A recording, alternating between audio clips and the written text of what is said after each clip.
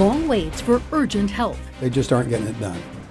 And, that's frustrating. Tonight, Contact Denver 7 is digging into a backlog, slowing down unemployment checks. And if I'm having trouble getting it, heaven only knows. An incredible journey. A Colorado woman and her Ukrainian mother traveled thousands of miles to safety. She just left her home with one backpack. She just grabbed documents, she grabbed a few things that she thought she may need. A life-saving tool in the fentanyl crisis surging in demand. We did not have that supply on hand because we had never pushed out that much before. Why more people are taking advantage of a program providing naloxone. Colorado has now recovered all jobs lost during the first 2 months of the pandemic when most of the jobs were lost. Now, the Labor Department, however, has some catching up to do. Yeah, the problem now is people are being forced to wait for months to cash their unemployment checks, and many are still being falsely flagged for fraud. Contact Denver 7's consumer investigator Jacqueline Allen tonight says our state's new system is not exactly user-friendly, and tonight she's asking when we can expect the backlog to be cleared. Recently, Contact Denver 7 has seen a spike in complaints from Coloradans who need their unemployment benefits but are getting a big fat nothing. No answers, no money, no relief. So we started digging to find out why and discovered the state is dealing with a serious backlog in processing claims, averaging 8 to 10 weeks. That's the kind of nonsense that is causing me to contact Channel 7. Every day for the last month. I'm 67 years old and I'm not in the best of health. Scott Walker spends hours looking for a job. I hear back from some of them and some of them I don't hear back from, and it's hard. When he lost his job last month, this Loveland resident thought unemployment would see him through. But 5 weeks later, his account is locked and he hasn't received a dime. I've just been basically trying to make my nut as small as possible and living off savings, and I'm getting to the end of that. So it's getting a little scary. Is there a backlog right now in processing unemployment claims? Sure, there's still a backlog. Phil Spessert heads the state's unemployment division and isn't surprised Contact Denver 7's hearing increased complaints. And I have seen a series of those that have taken longer than 10 to 12 weeks. 10 to 12 weeks is a long time to wait to get unemployment paychecks if you don't have a paycheck coming in. It is. It's a very long period. The problem, he says, goes back to the pandemic when the state had 10 years worth of unemployment claims in 1 year. In an executive order, the governor expedited payouts and federal programs eased staffing requirements. But both of those programs have since expired. The backlog is still there. Are you hiring more staff? We are. We continue to try to onboard more staff. We don't get into this job to have people wait forever. Don't get into this job to treat people poorly. We get into this job to try to assist people. This month, the state is training 20 more people to process claims, but also says fraud is bogging things down. If a person's information was stolen and used to file a previous fraudulent claim, the current system makes it very difficult for the real person to get paid, which is what Scott is dealing with. I mean, they're very polite and very nice about it, but clueless. After Contact Denver 7 reached out, the state is now expediting his claim. Thank you for doing that. He hopes to have a new job soon, and for all the others caught in a broken system, he hopes for change. They've had 2 years of pandemic to deal with. They've had plenty of time to staff up. I don't think it's appropriate that it takes this long to process it. And if I'm having trouble getting it, heaven only knows. For Contact Denver 7, I'm Jacqueline Allen. That's right, 2 years, and it's been a rough 2 years for Colorado's unemployment program. Taking a closer look now, claims obviously skyrocketed in the spring of 2020 when Coloradans lost work because of the pandemic. And then last April, people faced long waits for their checks because of issues with the ID verification process. In December, an audit found the state may have paid out $73 million in potentially fraudulent claims during the first 14 months of the pandemic. A bill aimed at putting fentanyl dealers in jail has passed its first committee, but with some changes. Today, the House Judiciary Committee approved an amendment making possession of 1 gram or more of fentanyl a felony. Originally, it called for making 4 grams a felony.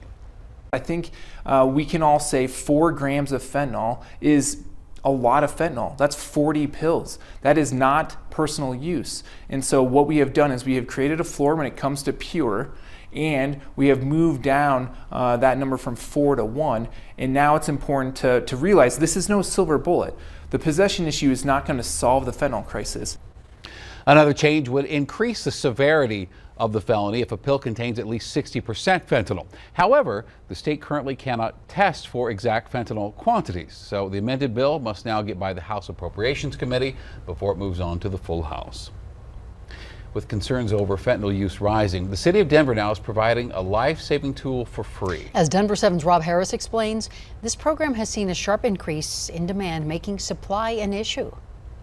We did not have that supply on hand because we had never pushed out that much before. It was a good problem in a sense, according to the Denver Department of Public Health and Environment. So many people wanted to carry naloxone that their systems were completely overwhelmed. There was a whole lot of media attention about it. So we ended up getting 4,500 orders in less than 2 months at this point. Around 4,500 orders in February and March, compared to just 500 in the 5 months prior. The combination of that surge in demand and distribution issues from suppliers led to months of backlog and requests going unfulfilled. Now, DDPHE says they found a new supplier and have received a shipment of about 3,000 kits. They're honoring requests in the order they came in, and they hope to keep getting regular shipments to keep up with the demand. So folks will start receiving their things. We're really excited about that. We are so thrilled that everyone wants to carry Narcan and learn how to check their drugs and make sure that people in their communities are safe. Increased attention caused the spike in requests for naloxone in February, but the need has been growing over the past decade. According to the Colorado Department of Public Health,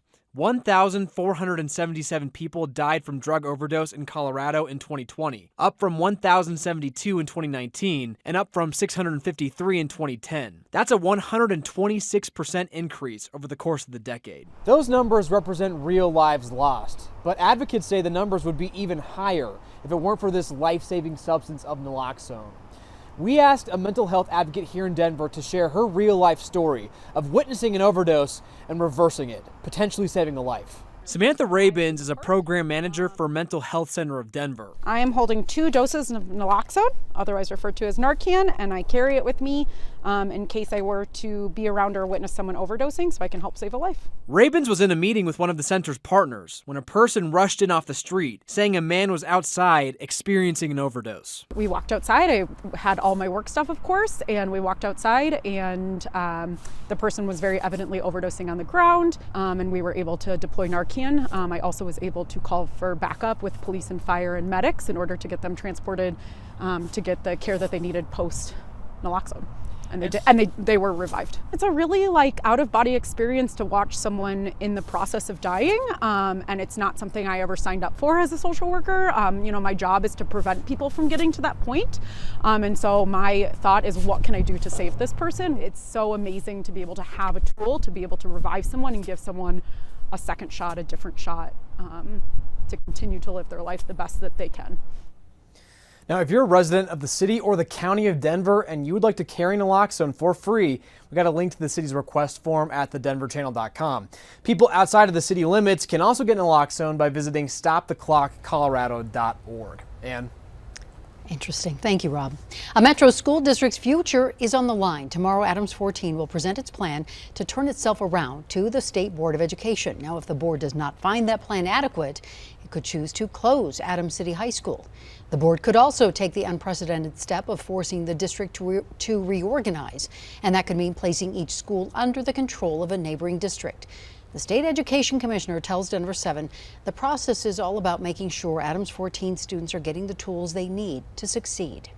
We know that the Adams 14 students are brilliant, and we want to see them achieve at the same levels because we know they can do it. So we need to make sure they have the supports to reach that potential. Adams 14 has been struggling for more than a decade now. It's received the state's 2 lowest performance ratings every year since 2010. 2 out of 10 students are reading at grade level. 1 in 10 students are where they should be in math. Its 4-year graduation rate has also stayed well below the statewide average.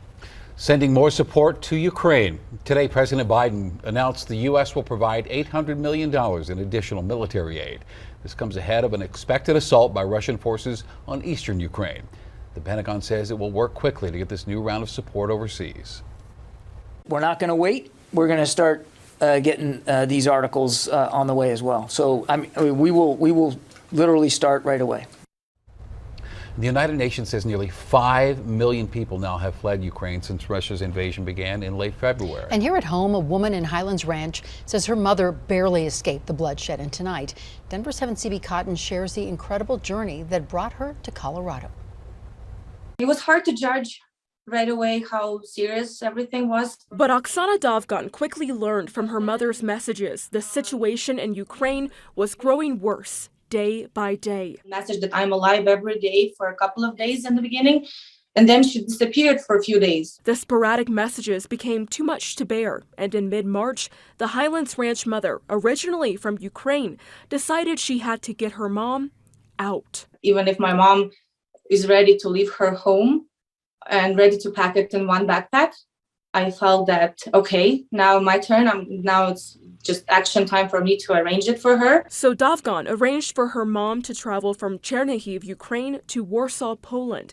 Dovgan met her mom in Poland, and then together they traveled to Mexico in hopes her mom could finally gain entry to the States. It's not a visa. She got a humanitarian parole for 1 year, which is a single entry. The United States has drastically increased the number of Ukrainians allowed through the southern border via the humanitarian parole process, which allows people to quickly enter but does not provide permanent protection. She says after what she's been through, she is just very thankful to be, safe, not hear all the, airplanes and bombs and all of that sirens. Now, as this mother and daughter adjust to their life together in Colorado, they're trying to find ways to help others left behind in Ukraine. I have 3 daughters, so they're very happy to have grandma with them. Since I'm kind of on the safe side, I want to be more of an active participant. So yes, that's what I'm looking forward for sure. CB Cotton, Denver 7. Still some pretty great gusts out there, but I have some good news as we head toward the Easter weekend. A rising name in the game of chess. I learned how to do chess more than I wanted to walk or talk. But what makes this Colorado teen's success more incredible are the obstacles he's overcome. The Nuggets ready to renew their quest for that elusive NBA title. Later in sports, Nick has an update on one of their sideline stars.